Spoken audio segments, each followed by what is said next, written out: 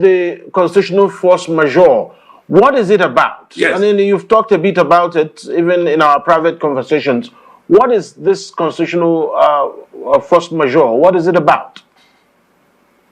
It's a proposition. It's a written proposition presented by the constituent components of Nigeria for the resolution of this union dispute, because it's a union dispute we have now. People are saying we have not submitted our sovereignty into this union as claimed by this constitution. That's the summary of what NINAS is leading. And after processes that involved getting everybody to come to the table, and if anybody wants to pretend that it didn't happen, well, the records are there, and the people who did that tedious work across these many years, including armed groups, the ones who were angry enough to carry arms, the OPCs of Agani, the Niger Delta agitation, and all of the people doing Biafra, we were able to persuade them to come. We got the Jokemasi, Yoruba Kemas, Yoruba, even the Fulani. Buhari was part of the Fulani delegation that came. Syed Abubakar was part of the Fulani delegation that came. There was no nationality that was left out. And we went around to make sure that nobody would say they did it in Lagos. Therefore, we don't know. Because that conference, 164 ethnic delegations, the government was invited to it. Obasanjo went on national TV to say there's nothing to discuss. That we'll be committing treason if we say we have to discuss the terms of our union. Of course, because we know better, we knew better, we still know better on that subject, that our sovereignty belongs to the people, not to government. Government is an agency. The government is like a management team. The owners of the enterprise are the peoples of Nigeria. So if they have become so mediocre, if they have become so dishonest, they will have to suffer from it now, because the people who are being killed, whose lives are being rendered unlivable, are not going to enjoy it beyond where it is now. They were going to election for 3 years. It was on the 16th of December in 2020. We saw what would happen if they went to election under that disputed constitution. We were shouting from the rooftops, saying, let us stop this hopeless journey to election, because the constitution by which the winner will govern is this same disputed constitution. It may collapse on all of us if we don't find a way to solve it. It will collapse on all of us. They refused. They went to election. Look at the outcome of that election now. People are dropping dead on the street, hunger all over the place. The currency is on a free fall. The economy is in disarray. And they're still hanging around, pretending that they have some way they're going to solve it. And human beings, look at 287 school children abducted in one day. In Benue, they're slaughtering people as we speak. Everywhere is just burning down.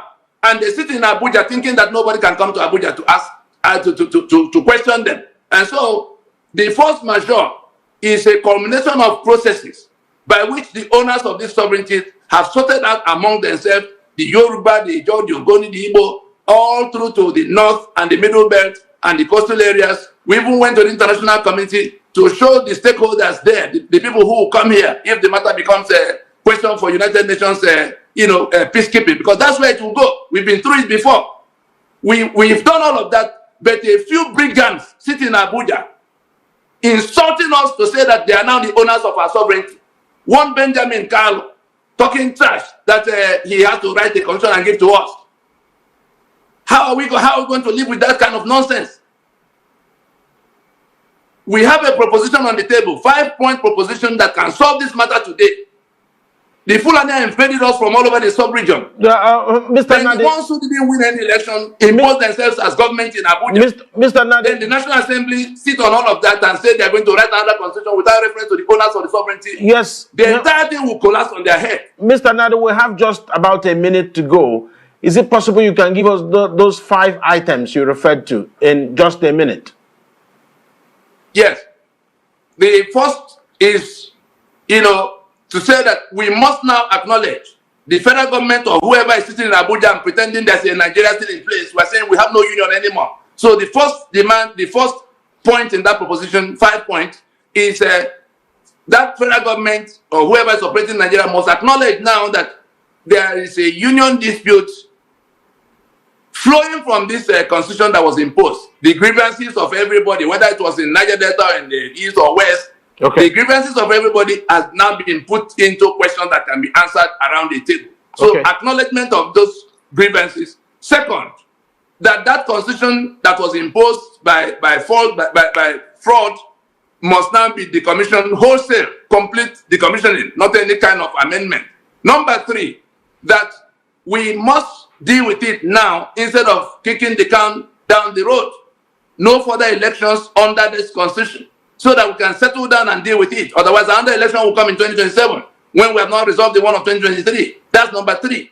Number four, that it is the owners of the sovereignty, the peoples of Nigeria, are the ones who will have to decide among themselves whether they want to be in union or they don't want to be. And it is by referendum. When you look at it, you will see the details of how it has to be worked out. Then number five is that an announcement has to be made now in the manner that South Africa did in 1990 when they came to where they had to wind up their apartheid constitution. There's no difference between that apartheid of that time and what we have in place now. That a constitution that creates two societies of those who will be slaves and those who will be masters. So those are the 5 points. Let us accept that we have a problem. Let us commit to solving the problem. Let us put a time frame to it by saying we won't go to another election.